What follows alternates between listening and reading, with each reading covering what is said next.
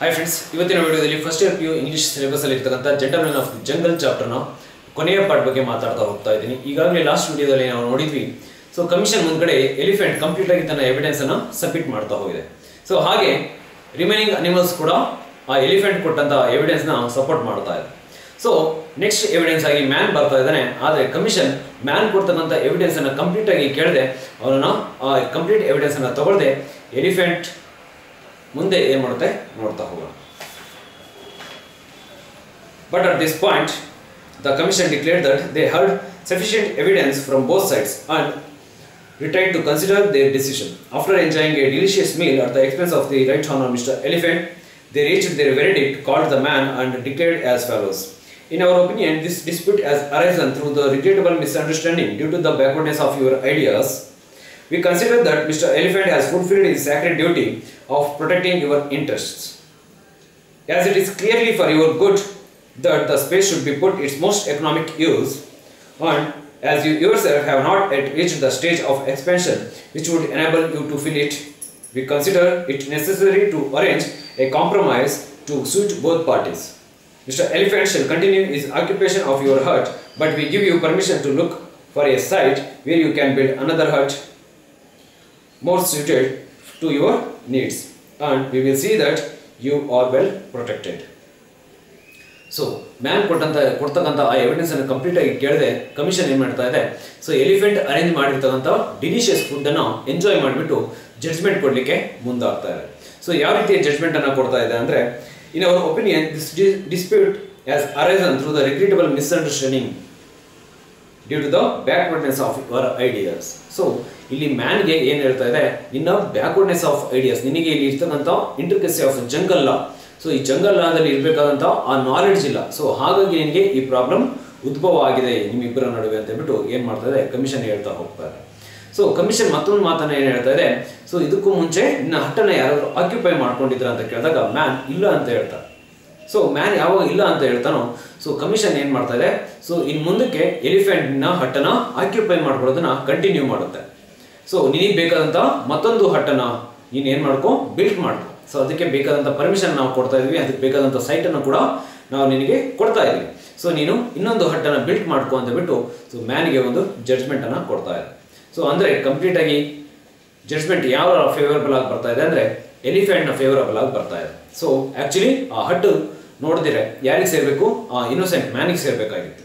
So ಆದರೆ ಆ help ಕೇಳ್ಕೊಂಡು ಹೋದಂಥ ಆ ಎಲಿಫೆಂಟ್ ಏನು ಮಾಡ್ತಾ ಇದೆ, ಆ ಹಟ್ಟನ್ನು ಇನ್ಮೇಲೆ ಕಂಟಿನ್ಯೂ ಆಗಿ ಅಕ್ವೈರ್ ಮಾಡ್ಕೊಳ್ಳೋದನ್ನ ಮುಂದುವರಿಸ್ತಾ ಇದೆ.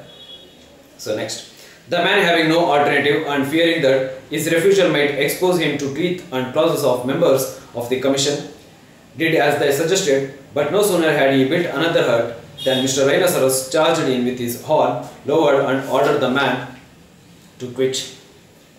ಸೊ ಯಾವಾಗ ಕಮಿಷನ್ ಇಂದ ಈ ರೀತಿಯ ಒಂದು ಜಡ್ಜ್ಮೆಂಟ್ ಬರುತ್ತೋ, ಸೊ ಮ್ಯಾನ್ ಅದಕ್ಕೆ ಅಪೋಸ್ ಅನ್ನು ಕೂಡ ಮಾಡ್ತಾ ಹೋಗಲಿಲ್ಲ. ಸೊ ಯಾಕಂದ್ರೆ ಸೊ ಅಲ್ಲಿರ್ತಕ್ಕಂಥ ಎಲ್ಲ cruel animals, so in case ಏನಾದ್ರು ಅಪೋಸ್ ಮಾಡ್ದ ಅಂದ್ರೆ ಸೊ ಇವ್ ಮ್ಯಾನ್ ಮೇಲೆ ಅಟ್ಯಾಕ್ ಮಾಡ್ಬೋದು. ಸೊ ಆ ಭಯದಿಂದ ಏನ್ ಮಾಡ್ತಾ ಇದ್ದಾನೆ, ಆ ಮ್ಯಾನ್ ಅವ್ರು ಕೊಟ್ಟಂತ ಜಡ್ಜ್ಮೆಂಟ್ ಅನ್ನು ರಿಸೀವ್ ಮಾಡಿಕೊಂಡು ಮತ್ತೊಂದು ನ್ಯೂ ಹಟ್ ಅನ್ನು ಬಿಲ್ಡ್ ಮಾಡ್ತಾ ಹೋಗ್ತಾ ಇದ್ದಾನೆ.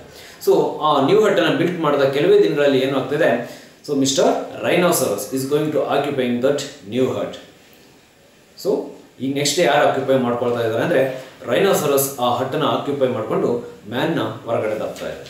So next, a royal commission was again appointed to look into the matter and the same finding was given. This procedure was repeated until Mr. Buffalo, Mr. Leopold, Mr. Hyena and the rest were all accommodated with the new huts. Then the man decided that he must adopt an effective method of protection since commission of inquiry did not seem to be of any use to him. He sat down and said, Magenda ti nadega motegi, which literally means there is nothing that treads on the earth that cannot be trapped. Or, in other words, you can fool people for a time but not forever. So, ಯಾವಾಗ man ಒಂದು new ಹಟ್ಟನ್ನು build ಮಾಡ್ತಾ ಇದ್ದಾನೋ, so ಆ build ಮಾಡ್ತಾ ಇದ್ದಂಗೆ so ಏನು ಮಾಡ್ತದೆ, mister rhinoceros ಆ ಹಟ್ಟನ್ನು occupy ಮಾಡ್ಕೊಳ್ತಾ ಇದೆ. ಸೊ ಮ್ಯಾನ್ ಏನು ಮಾಡ್ತಿದ್ದಾನೆ, ಪುನಃ ಆ ಕಮಿಷನ್ ಮುಂದೆ ಹೋಗ್ಬಿಟ್ಟು ತನ್ನ ಪ್ರಾಬ್ಲಮ್ನ ಹೇಳ್ತಾ ಇದ್ದಾನೆ. ಬಟ್ ಈ ಸಲನೂ ಏನಾಗ್ತಾ ಇದೆ ಅಂದರೆ ಆ ಕಮಿಷನ್ ಏನು ಮಾಡ್ತಾ ಇದೆ, ಪುನಃ ಆ ರೈನೋಸರಸ್ ಫೇವರಬಲ್ ಆಗಿ ಜಡ್ಜ್ಮೆಂಟನ್ನು ಕೊಡ್ತಾ ಇದೆ. ಸೊ ಎಗೇನ್ ಏನು ಮಾಡ್ತಾ ಇದೆ, ಮ್ಯಾನ್ಗೆ ಮತ್ತೊಂದು ಸಜೆಷನ್ ಅನ್ನು ಕೊಡ್ತಾ ಇದೆ. ಏನಂತ, ಮತ್ತೊಂದು ಹಟ್ಟನ್ನು ಬಿಲ್ಟ್ ಮಾಡ್ಕೊ. ಸೊ ಯಾವಾಗ ಮ್ಯಾನ್ ಮತ್ತೊಂದು ಹಟ್ಟನ್ನು ಬಿಲ್ಟ್ ಮಾಡ್ಕೊಂತಾರೋ ಸೊ ಆಗ ಮಿಸ್ಟರ್ ಬಫೆಲೋ ಬಂದ್ಬಿಟ್ಟು ಆ ನ್ಯೂ ಹಟ್ಟನ್ನು ಅಂದರೆ ಥರ್ಡ್ ಟೈಮ್ ಬಿಲ್ಡ್ ಮಾಡಿದಂತಹ ಆ ಹಟ್ಟನ್ನು ಕೂಡ ಆಕ್ಯುಪೈ ಮಾಡ್ಕೊಳ್ತಾ ಹೋಗುತ್ತೆ.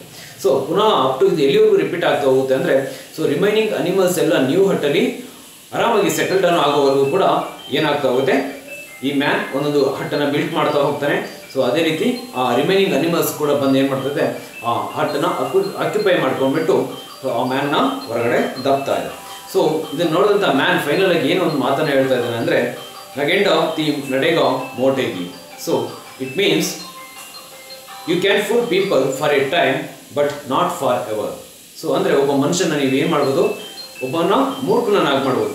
ಫಾರ್ ಎ ಟೈಮ್ ಅಂದರೆ ಒಂದು ಲಿಮಿಟೆಡ್ ಟೈಮ್ವರೆಗೂ ನೀವೇನು ಮಾಡ್ಬೋದು, ಒಬ್ಬ ಮನುಷ್ಯನ ಮೂರ್ಖನನ್ನಾಗಿ ಮಾಡ್ಬೋದು, but not for A long time ಅಂತ ಬಿಟ್ಟು ಅವ್ನು ಕೂತ್ಕೊಂಡು ಹೇಳ್ತಾ ಇದ್ದಾನೆ. ಸೊ ಅಂದರೆ ಏನಂತ ಹೇಳ್ತಾ ಇದ್ದಾನೆ, ಸೊ ಕಂಪ್ಲೀಟಾಗಿ ಈ ಕಮಿಷನ್ ಮುಂದ್ಗಡೆ ಹೋಗ್ಬಿಟ್ಟು ತನ್ನ ಪ್ರಾಬ್ಲಮನ್ನು ಸಬ್ಮಿಟ್ ಮಾಡೋದು. ಸೊ ಆ ಜಡ್ಜ್ಮೆಂಟನ್ನು ಕೇಳ್ತಾ ಹೋಗೋದು ಏನಾಗ್ತಾ ಇದೆ, ಸೊ ಎಲ್ಲ ಜಡ್ಜ್ಮೆಂಟು ಕೂಡ ಆ ಅನಿಮಲ್ಸ್ ಫೇವರಬಲ್ ಆಗಿ ಬರ್ತಾ ಇದೆ. ಸೊ ತನ್ನ ಫೇವರಬಲ್ ಆಗಿ ಯಾವುದೇ ಒಂದು ಜಡ್ಜ್ಮೆಂಟನ್ನು ಕೊಡಲಿಲ್ಲ ಇವರು ಅಂತ ಹೇಳ್ಬಿಟ್ಟು ಸೊ ಮ್ಯಾನ್ ಏನು ಮಾಡ್ತಾ ಇದ್ದಾನೆ, ಈ ಮಾತನ್ನು ಹೇಳ್ತಾ ಹೋಗ್ತಾ ಇದ್ದಾನೆ. So next, early one morning when the herds already occupied by the jungle lords were all beginning to decay and fall to pieces, he went out and built a bigger and better herd a little distance away. No sooner had a Mr. Rhinoceros seen it than he came rushing in, only to find that Mr. Elephant was already inside, sound asleep. Mr. Leopard next came at the window. Mr. Lion, Mr. Fox and Mr. Buffalo entered the doors, while Mr. Hyena howled for a place in the shade. Mr. Alligator basked on the roof. Presently, they all began disputing about their rights of penetration, and from disputing they came to fighting, and while they were embroiled together, the man set the hut on fire and burnt it to the ground, jungle lords and all. Then he went home saying, peace is costly, but it's worth the expense, and lived happily ever after. So ಅಂದರೆ ಆ ಹಟ್ಟನ್ನು occupy ಮಾಡ್ಕೊಳ್ಳೋದನ್ನ so ಈ animals continue ಆಗಿ ಮಾಡ್ತಾ ಇರುತ್ತೆ. So ಪುನಃ ಈ man ಒಂದು judgment ಅಂದರೆ ಒಂದು ಡಿಸಿಷನ್ಗೆ ಬರ್ತಾನೆ. ಸೊ ಏನಂತ, ಸೊ ಆ ಎಲ್ಲ ಅನಿಮಲ್ಸ್ಗೂ ಹಟ್ಗೆ ನಿಯರ್ ಆಗಿರ್ತಕ್ಕಂಥ ಒನ್ ಆಫ್ ದಿ ಬೆಸ್ಟ್ ಹಟ್ಟನ್ನು ಇಲ್ಲಿ ಬಿಲ್ಟ್ ಮಾಡ್ತಾ ಹೋಗ್ತಾರೆ. ಸೊ ಈ ಬಿಲ್ಟ್ ಮಾಡ್ತಾ ಇದ್ದಾಗೆ ಸೊ ಆ ನ್ಯೂ ಹಟ್ಟನ್ನು ನೋಡ್ತಾ ಇದ್ದಂಗೆ ಮಿಸ್ಟರ್ ರೈನೋಸರಸ್ ಏನು ಮಾಡ್ತಾ ಇದೆ, ತುಂಬ ಅರ್ಜೆಂಟಲ್ಲಿ ಹೋಗಿ ಆ ಹಟ್ಟನ್ನು ಕೂಡ ಅಕ್ವೈರ್ ಮಾಡ್ಕೋಬೇಕು ಅಂತ ಹೇಳ್ಬಿಟ್ಟು ಸೊ ತುಂಬ ಸ್ಪೀಡಾಗಿ ಆ ಹಟ್ ಕಡೆ ಹೋಗ್ತಾ ಇದೆ. ಸೊ ಆ ಹಟ್ಟಲ್ಲಿ ಆ ರೈನೋಸರಸ್ ಎಂಟ್ರಿ ಕೊಡೋ ಅಷ್ಟು ಒಳಗಡೆ ಸೊ ಅಲ್ಲಿ ಯಾರು ಮಲಗಿದ್ದಾರೆ ಅಂತಂದರೆ mister elephant. So already mister elephant ಆ ನ್ಯೂ ಹಟ್ಟನ್ನು ಅಂದರೆ ಆ ಬಿಗ್ ಹಟ್ಟನ್ನು ಆಕ್ಯುಪೈ ಮಾಡ್ಕೊಂಡಿದೆ.